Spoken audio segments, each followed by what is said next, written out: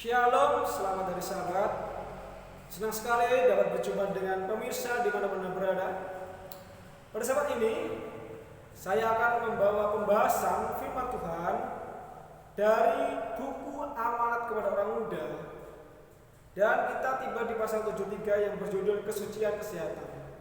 Tetapi sebelumnya mari kita berdoa agar kuasa Roh Kudus turun di dalam hati kita, sehingga kita dapat memahami apa yang menjadi pembahasan pada saat ini.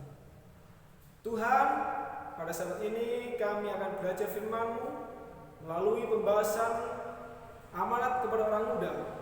Biarlah ini menjadi berkat bagi kami, terlebih menjadi satu pelajaran bagi semua orang muda yang mendengarkan, sehingga itu dapat menjadi pembangkitan kami. Ampuni akan kesalahan dosa kami, di dalam nama Tuhan Yesus kami berdoa dan bersyukur. Amin. Baiklah pemirsa dimanapun Anda berada, judul pembahasan pada saat ini diberi judul Kesucian Kesehatan. Kesucian kesehatan. Kenapa ada kesucian di dalam kesehatan? Setan datang kepada kita melalui penggodaan-penggodaan yang seperti malaikat terang. Jadi pada saat kita mencoba melakukan hidup sehat, setan tidak senang. Setan mencoba berupaya agar kehidupan kita menjadi sakit. Setan berusaha bekerja melemahkan kondisi jasmani kita dan moral manusia.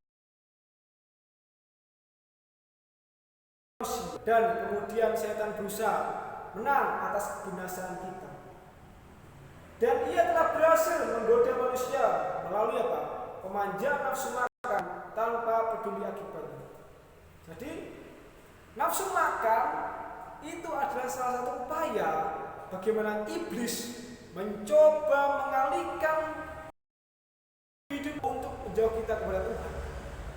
Jadi pada saat kita makan, tanpa kita berdoa, maka itu akan melemahkan iman kita. Pada saat kita makan tambah terus, sehingga kita mengalami obesitas. Itulah yang mengakibatkan bagaimana makan kita tidak berdoa. Allah, Dia sendiri tidak memberikan izin kepada manusia untuk melanggar hukum-hukum yang Tuhan berikan kepada kita. Tetapi manusia, dia menyerah akan godaan-godaan setan untuk memanjakan ketidakbertarakan, membawa kuasa tertinggi tunduk pada selera dan nafsu binatang. Jadi bagaimana ketidakbertarakan itu membuat kita untuk selalu menggunakan nafsu makan kita. Sehingga Tuhan apa? Dia mencoba untuk memanggil kita sebagai umat Tuhan agar kita dapat menjaga nafsu makan kita, mengontrol nafsu makan kita, sehingga kita tidak mudah terserang penyakit.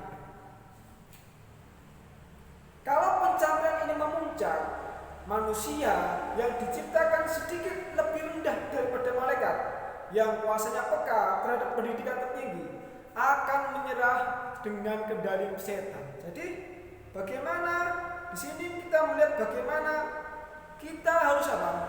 Mengontrol nafsu makan kita sehingga kita tidak dapat terbawa oleh pengaruh setan.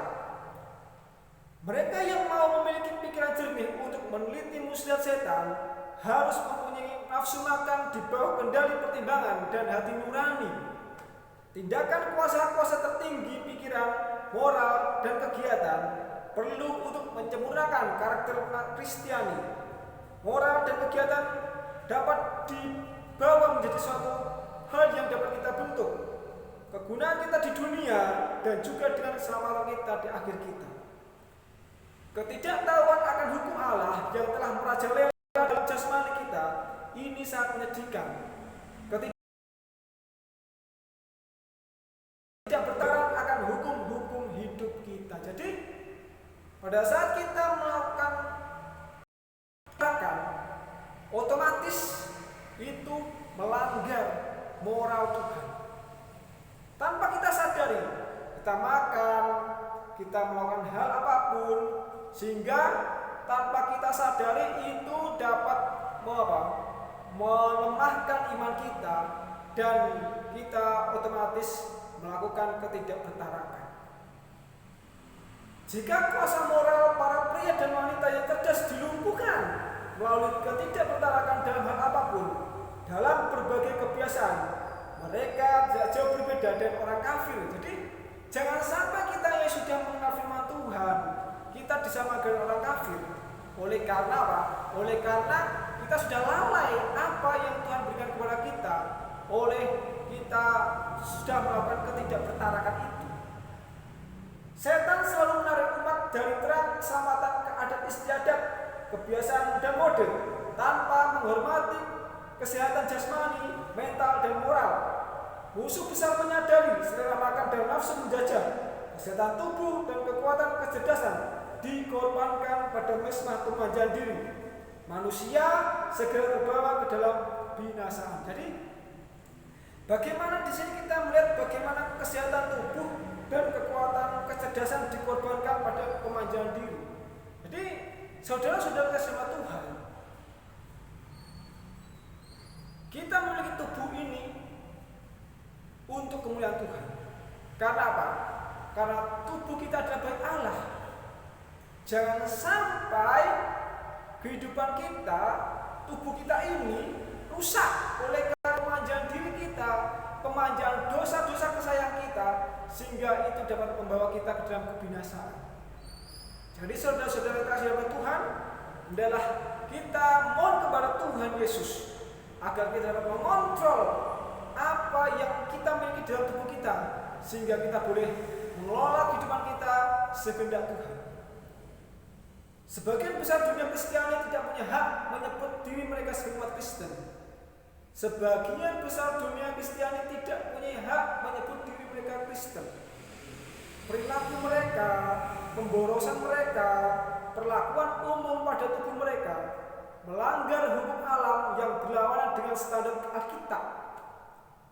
Dengan cara hidup mereka, perilaku mereka, mereka mengerjakan kesengsaraan jasmani, kelemahan pikiran dan moral. Jadi bagaimana di sini kehidupan? Oleh karena apa? Kita melakukan kesengsaraan jasmani. Contohnya nafsu makan yang bertambah, perilaku kita yang bertolak belakang dengan Tuhan, itu otomatis akan menjauhkan kita kepada Tuhan. Tubuh harus ditundukkan, kuasa tertinggi kehidupan manusia harus memerintah, nafsu-nafsu harus dikendalikan oleh kemauan, dan itu tunduk di bawah kendali Allah. Kuasa pertimbangan seperti raja yang dikuduskan kasih karunia ilahi harus memerintah dalam kehidupan kita. Tuntutan-tuntutan Allah harus menyatu dengan hati nurani kita. Para pria dan para wanita membangun dalam tugas menguasai diri, memerlukan kemurnian, bebas dari tiap kerusakan nafsu makan dan penajisan perilaku. Kita harus menyadari bahwa semua kuasa pikiran dan jasmani adalah karunia Allah dan agar dipelihara dalam kondisi terbaik untuk pelayanannya. Jadi di sini kita mendengarnya bagaimana kita perlu menyadari fakta bahwa semua kuasa pikiran, kuasa jasmani adalah karunia Allah turun dari Bapa ke kita sebagai umat Tuhan, dan agar kita sebagai manusia memelihara apa yang Tuhan berikan kepada kita dalam kondisi terbaik dalam pelayanan. Jadi sewaktu kita menerima hidup ini adalah kita gunakan kekuatan kita, menggunakan daya pikir kita, tubuh kita hanya milik kemuliaan Tuhan. Jangan sampai makanan yang kita makan, minuman kita minum itu merusak apa? Kehidupan kita, tubuh kita, sehingga bait Allah ini akan rusak. Karena apa? Tubuh kita adalah bait Allah, bait suci, sehingga hendaklah kita gunakan kehidupan kita, perilaku kita hanya untuk menjadi kemuliaan Tuhan. Biar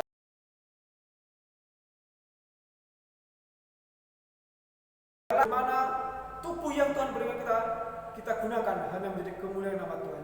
Terima kasih, Tuhan Yesus memberkati. Amin.